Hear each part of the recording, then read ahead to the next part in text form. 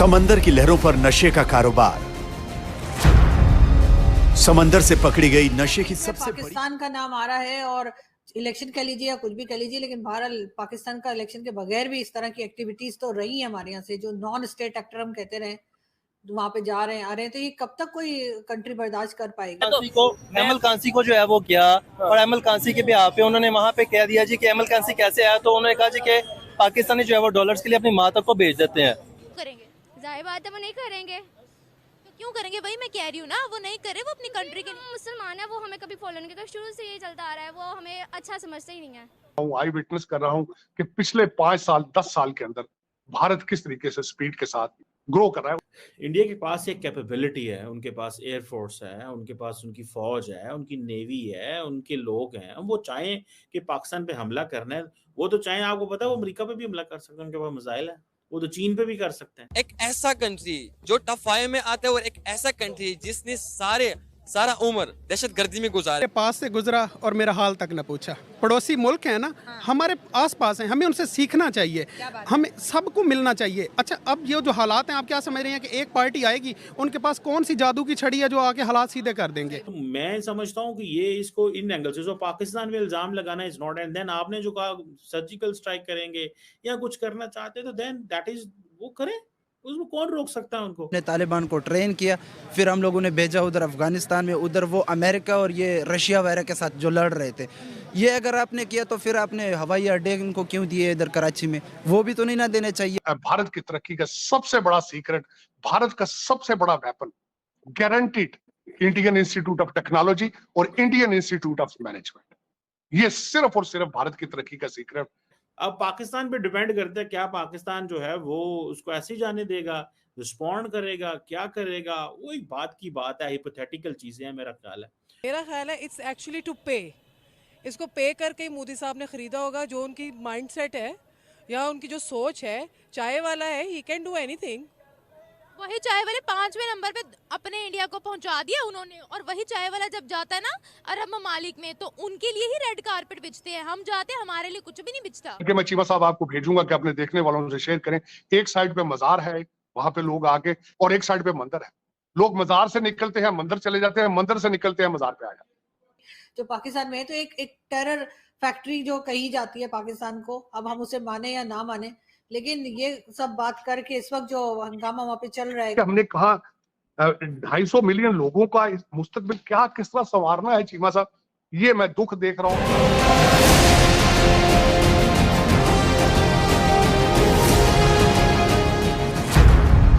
समंदर की लहरों पर नशे का कारोबार। समंदर से पकड़ी गई नशे की सबसे बड़ी खेप। 3100 किलो ड्रग्स, 2000 करोड़ की कीमत। गुजरात में ड्रग्स, निकला पाकिस्तान कनेक्शन।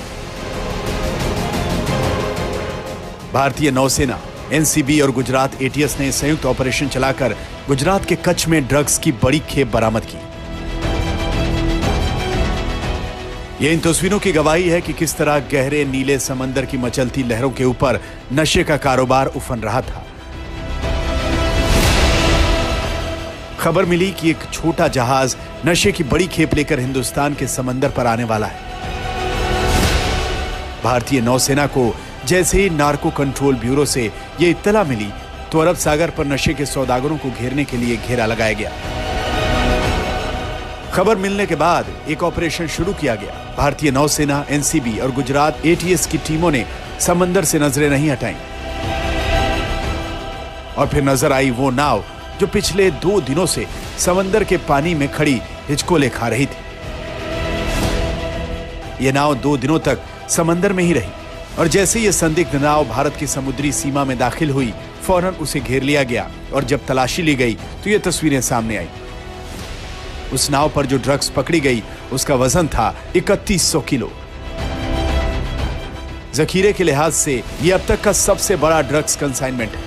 भारतीय नौसेना, एनसीबी और गुजरात एटीएस ने उस नाव से 5 लोगों को भी पकड़ा, जिन्हें ड्रग्स के साथ काला नकाब पहनाकर ऐसे बिठा दिया गया है क्योंकि अब उनका काला कारोबार पुलिस की नजर में आ चुका है। अंदाजा लगाया गया कि जो ड्रग्स की खेप पकड़ी गई उसकी इंटरनेशनल मार्केट में कीमत 2000 करोड़ रुपए से ज्यादा है। दरअसल मुंबई और महाराष्ट्र के कई इलाके गुजरात के लिए ड्रग्स सप्लाई के सबसे महफूज ठिकाने बनते जा रहे हैं। बीते कुछ अरसे के दौरान महाराष्ट्र और गुजरात से हजारों करोड़ रुपए की ड्रग्स पकड़ी जा चुकी है। पकड़े गए ड्रग्स के जखीरे पर प्रोड्यूस ऑफ पाकिस्तान लिखा हुआ है। जो ड्रग्स पकड़ी गई है उसमें 2950 किलो हशीश और 160 किलो मेथाम्फेटामाइन, 25 किलो मॉर्फिन शामिल है। इसके अलावा 5 पाकिस्तानी भी इस ऑपरेशन में पकड़े गए। ड्रग्स माफिया अक्सर समंदर के रास्ते से भारत में ड्रग्स लाने की कोशिश करते हैं, मगर भारतीय सुरक्षा एजेंसियों की चौकसी की वजह से ये कोशिश नाकाम हो जाती है। स्पीड के साथ ग्रो कर रहा है। उसकी एक छोटी सी मिसाल ये देना चाहूंगा, क्योंकि मैं हिस्ट्री का स्टूडेंट हूँ, पॉलिटिकल साइंस का स्टूडेंट हूँ। 60s के अंदर जो अमेरिका में हो रहा था कि सड़कों के जाल बिछ रहे थे, एयरपोर्टों के जाल बिछ रहे थे, नई सी पोर्ट्स बनाई जा रही थी, और उसके साथ कॉमर्स होती है, ट्रेड होता है। बिल्कुल वही नक्शा मैं यहाँ देख रहा हूँ।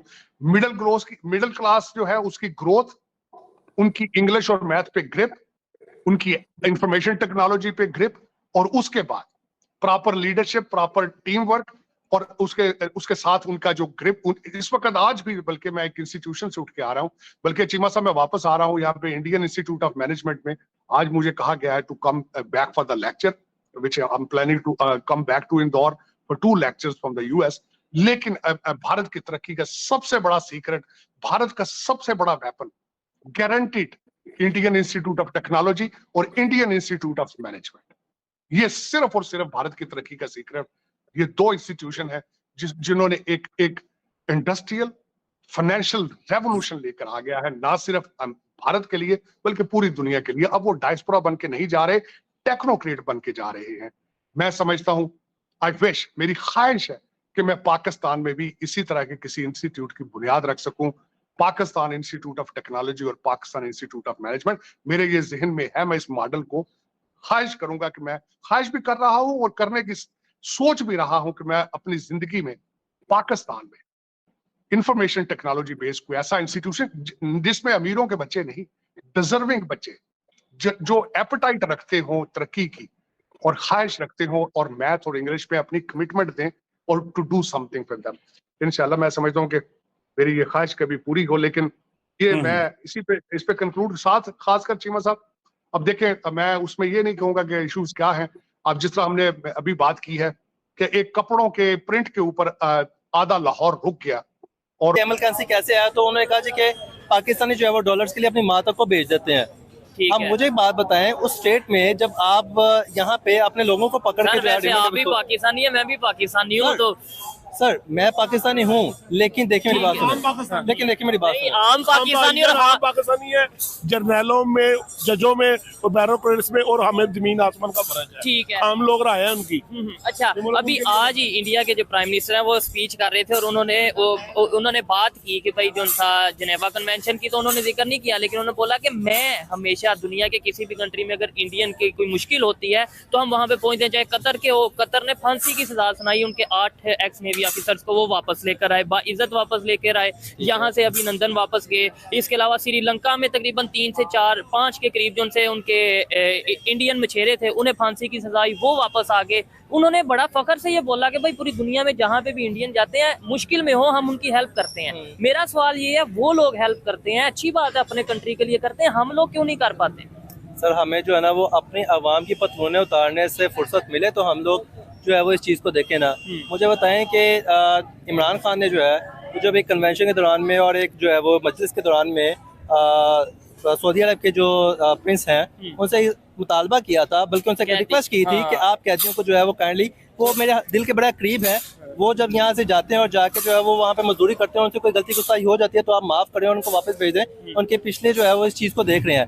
देखें, हर स्टेट की जो है ना, हर स्टेट के जो एक पर्सन है, वजीर आजम है, उसकी कुछ रिस्पॉन्सिबिलिटीज होती हैं और उसका पाकिस्तान में आज तक बेसिकली पता ही नहीं है कि वजीर आजम का काम क्या है। हम ये कहते हैं कि जिसने जो है ना वो रोड्स बना दी वो वजीर आजम है, पुल बना दिए वो वजीर आजम है। वो वजीर आजम का काम ही नहीं है, वो बल्दिया का काम है, वो बल्दिया को करने दें। वजीर आजम का जो काम है, जो लॉ एंड ऑर्डर को उसने देखना है, जो उसने वजीर खारजा जो पॉलिसी उसने बनानी। और जो खातून रेस्क्यू करके गई हैं, मैडम नकवी जो कि ASP थी, उनको मेडल दिया जा रहा है बहादुरी का। लेकिन साथ ये भी डायलॉग चल रहा है, पीटीआई मेरे जो लौंडे लपाड़े हैं ट्विटर वाले, उन्होंने मूवमेंट शुरू कर रखी है कि मरियम नवाज एक खातून जो है वो किस तरह चीफ मिनिस्टर बन सकती, और एक खातून जिनों के जरिए पाकिस्तान चला सकती है 3.5 साल, तो इस खातून को क्या प्रॉब्लम है भाई? नहीं चीमा साहब, एक खातून 3.5 साल जिनों के जरिए उसने एक एटॉमिक पावर को चलाया है, ऐसा ही है, तो मरियम नवाज को क्या प्रॉब्लम? और इन बच्चों को ये नहीं पता कि इस कंट्री के अंदर मोहतरमा फातिमा जिन्ना इलेक्शन लड़ चुकी हैं, इनको ये नहीं पता बेनजीर भुट्टो प्राइम मिनिस्टर रह चुकी है, इनको ये नहीं पता जहां से पाकिस्तान की बुनियादें रखी गई थी बांग्लादेश से, जिन्होंने पाकिस्तान बनाया था, वहां पे आज फीमेल उनकी वहां पे प्राइम मिनिस्टर है, और दूसरी दफा खालिदा जिया के बाद हसीना वाजद। लेकिन आज देखें कि